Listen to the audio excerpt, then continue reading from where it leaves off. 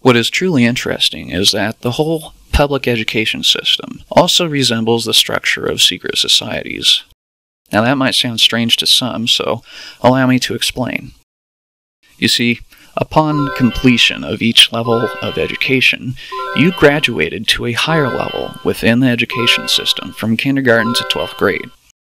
Upon completion of the basic levels, you went to a graduation ceremony where you wore a gown and a strange-looking cap. You also may have received a class ring for your graduation. Let me describe these things to you as I have come to understand them. The use of these objects can be traced back to Freemasonry, a secret society whose members have included such people as George Washington and Benjamin Franklin, as well as many others like Franklin Delano Roosevelt. First, we will look at the graduation cap. The cap in question is called a mortar board. It is also the shape of the mortar board used by stonemasons, as you see this man using one here. The mortar board, therefore, is used in building and construction. In the case of education, the mortar board symbolizes the concept of the graduate becoming a stone in the building up and construction of society. In the minds of many involved in secret societies, and eventual global government would be favorable, though that particular building has not yet been completed, as you will find represented on the back of a dollar bill. Since the capstone is not in place yet, this signifies that the project being built, which in this case is a New World Order, or Novus Ordo Seclorum, it is not yet complete. This New World Order will not be complete until the god depicted in the capstone is placed in control of the society which is being built, that society being depicted by the pyramid. The eye in the capstone is the Freemasonic concept of God, which you see on a Masonic apron, seen here. CBS and Time Warner Cable also use this eye in their logos, and many corporations and popular landmarks use the same logos and symbols which are used in secret societies because oftentimes their CEOs and founders and builders are involved in these cults. The unwitting public often see these strange symbols on a daily basis and never bother to question why they are designed in the way that they are. The eye in the capstone on the back of the dollar bill is called the all-seeing eye.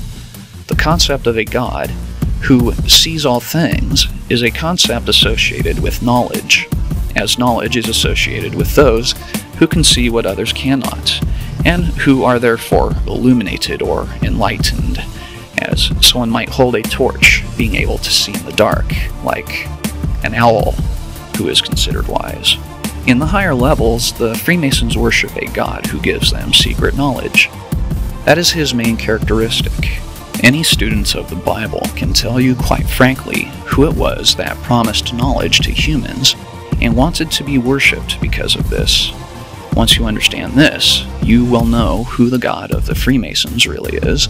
You will also understand why there's a small owl in the upper right-hand corner on the front of a dollar bill, a huge statue of Prometheus at Rockefeller Center, and why the Statue of Liberty, which was designed by a Freemason, is holding a torch, a source of light and illumination.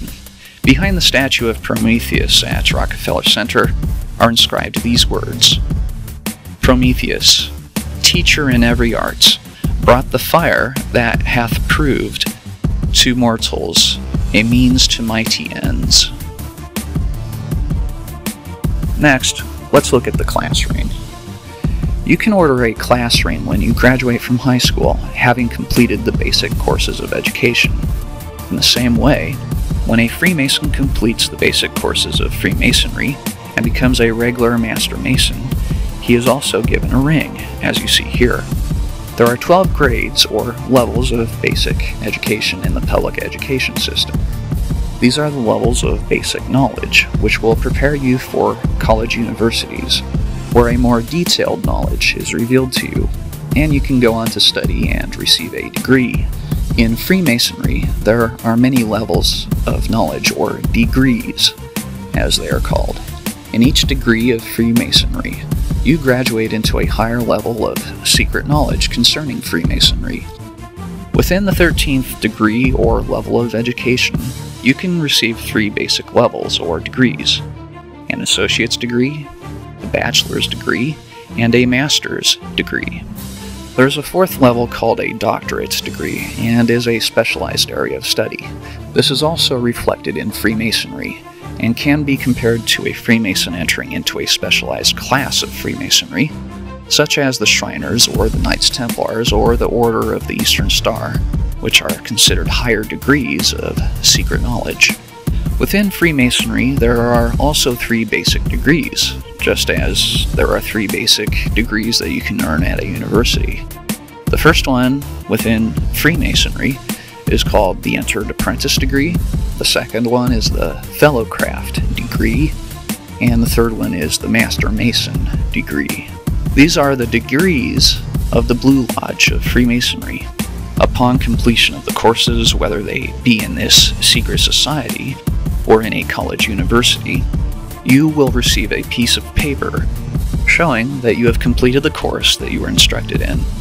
This piece of paper proves to everyone that you have a superior knowledge, which most people do not have. What I'm trying to show is that there are some similarities between the society in which you and I live and the secret societies which most of us know nothing about. Just as you dressed up in strange clothing at your high school graduation and the subsequent graduations in college courses, the members of secret societies dress up in strange clothing as they attend their ceremonies and rituals. As pagan societies like Egypt have done in the past, they build monuments in order to get help from different spiritual beings whom they worship. This is why you find a huge pentagram in the street design of Washington, D.C., with one angle open. It is not a complete pentagram because it is believed that the spirit who this symbol evokes cannot go back to where he came unless the circuit of the shape is completed. The spirit, when it is summoned, is trapped and must stay within the area which it was called to until those who called upon it give it permission to leave. That will only happen once the spirit being has helped to prosper the goals of those who called upon it in the first place. In this case, it is a new world order in which a particular god is seated as the ruler of such an order. But for all of this to work out, the citizens of this global government must see the global government and those in control of it as their ultimate authority. They must believe that individual rights come not from God, but from the state, which can also take away these rights.